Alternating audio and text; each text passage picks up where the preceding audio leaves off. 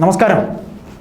ഈ കഴിഞ്ഞ മധുര പാർട്ടി കോൺഗ്രസിന് മുന്നേ അല്ലെങ്കിൽ മധുര പാർട്ടി കോൺഗ്രസിൽ CPM തങ്ങളുടെ കരട് രാഷ്ട്രീയ പ്രമേയത്തിൽ തങ്ങളുടെ കരട് രാഷ്ട്രീയ പ്രമേയത്തിൽ വെള്ളം ചേർത്ത് BJP സർക്കാർ, കേന്ദ്രം ഭരിക്കുന്ന BJP സർക്കാർ നവ ഫാസിസ്റ്റ് സർക്കാർ ആണ് എന്നാണ് പറഞ്ഞത്. അതായത് ആദ്യം ഫാസിസ്റ്റ് സർക്കാരാണ് എന്ന് പറയുകയും പിന്നീട് ഇത് മധുര പാർട്ടി കോൺഗ്രസിൽ ചർച്ചയാകുമ്പോൾ അത് മാറ്റി നവ ഫാസിസ്റ്റ് സർക്കാരാണ് BJP സർക്കാർ എന്ന് ആ ഫാസിസ്റ്റ് എന്ന പ്രയോഗത്തിൽ വെള്ളം ചേർത്തു. നമ്മളിപ്പോൾ ഇതിവിടെ പറയുന്നത് CPI അവരുടെ ദേശീയ കൗൺസിൽ യോഗം ഈ കഴിഞ്ഞ ദിവസം MN സ്മാരകത്തിൽ കൂടുമ്പോൾ BJP സർക്കാർ, കേന്ദ്ര സർക്കാർ ഫാസിസ്റ്റ് സർക്കാർ ആണ് എന്ന് തന്നെയാണ് പറഞ്ഞിരിക്കുന്നത്. വീണ്ടും മധുര പാർട്ടി കോൺഗ്രസിലേക്ക് നമ്മൾ പോകുമ്പോൾ അവരുടെ CPMന്റെ രാഷ്ട്രീയ പ്രമേയത്തിൽ എന്തുകൊണ്ട് അവർ BJPയെ, കേന്ദ്ര സർക്കാരിനെ ഫാസിസ്റ്റ് അല്ല നവ ഫാസിസ്റ്റ് എന്നു പറഞ്ഞത് ഒരു ചോദ്യചിഹ്നമായി തന്നെ ഇപ്പോഴും സമൂഹത്തിൽ നിൽക്കുന്നുണ്ട്. കരട് രാഷ്ട്രീയ പ്രമേയത്തിന്മേലുള്ള ചർച്ച ദേശീയ കൗൺസിലിൽ CPIയുടേത് തുടങ്ങിയിട്ടില്ല. ഇത്തരത്തിൽ CPMന്റെ ഈ വിശേഷണം ഫാസിസമല്ല നവഫാസിസമാണ് എന്ന വിശേഷണം BJPയുടെ ഫാസിസ്റ്റ് രീതിയെ മയപ്പെടുത്തും എന്ന് CPIയുടെ നേതാക്കൾ ഇപ്പോൾ പറഞ്ഞിരിക്കുന്നു.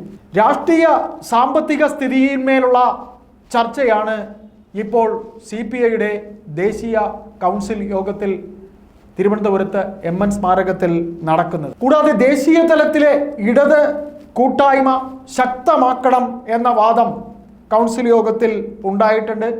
ഈ വാദം ചർച്ചയിൽ പങ്കെടുത്ത എല്ലാവരും ചൂണ്ടിക്കാട്ടി.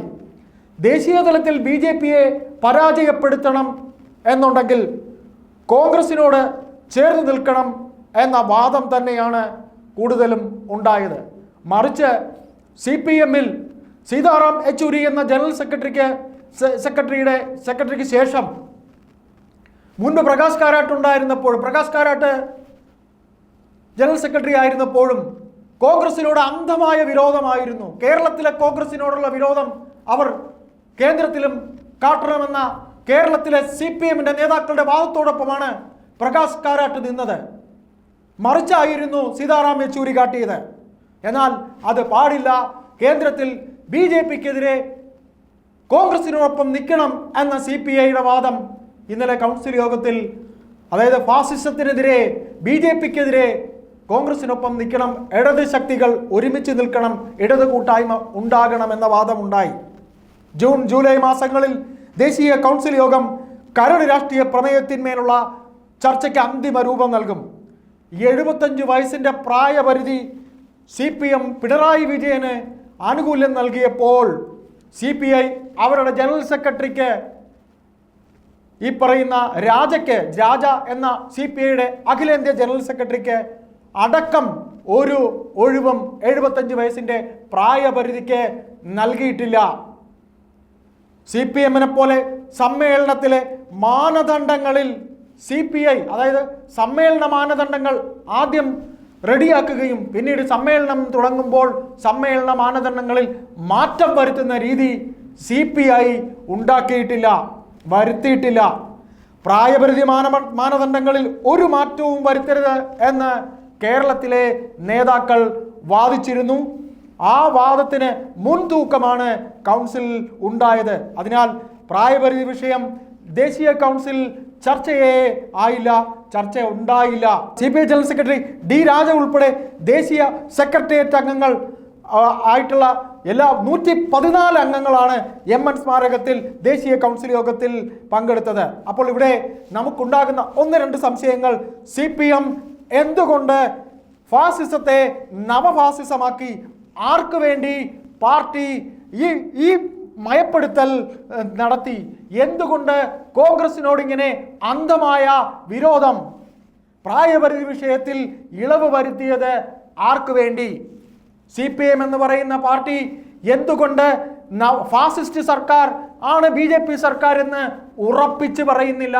അവർ ആർക്കൊക്കെയോ വേണ്ടി ആരെയൊക്കെയോ രക്ഷപ്പെടുത്തുന്നതിന് വേണ്ടി BJPയെ ഒന്ന് മയപ്പെടുത്താൻ വേണ്ടി ആണോ എന്നൊരു സംശയം ഉണ്ടാകുന്നു. ആ വിരൽ ചൂണ്ടുന്നത് ആർക്ക് നേരെ?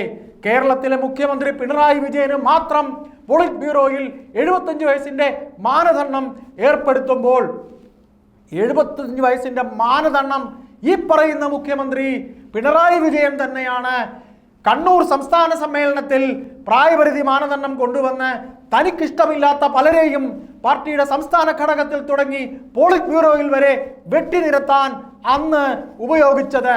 ആ വെട്ടിനിരത്തലിന് ശേഷം ഇന്നിപ്പോൾ പിണറായി വിജയൻ ഉൾപ്പെടെയുള്ളവർ മാറി നിൽക്കേണ്ടി, വയസ്സിന്റെ പ്രായപരിധി മാനദണ്ഡത്തിൽ മാറി നിൽക്കേണ്ടി വരുമ്പോൾ തങ്ങൾക്ക് എന്തുമാകാം, അതായത് പറയുന്ന പിണറായി വിജയൻ ഉൾപ്പെടെയുള്ളവർക്ക് എന്തുമാകാം എന്നുള്ള ഒരു തീരുമാനത്തിലേക്ക് പാർട്ടി പോകുമ്പോൾ CPI എന്ന പാർട്ടിയും CPM എന്ന് പറയുന്ന പാർട്ടിയും തമ്മിലുള്ള മാനദണ്ഡങ്ങളിലെ വ്യത്യാസം, ഒരു മാനദണ്ഡം നിശ്ചയിച്ചാൽ ആ മാനദണ്ഡം എല്ലാവർക്കും ഒരുപോലെയാണെന്ന് CPI ഒരിക്കൽ കൂടെ തെളിയിച്ചിരിക്കുന്നു.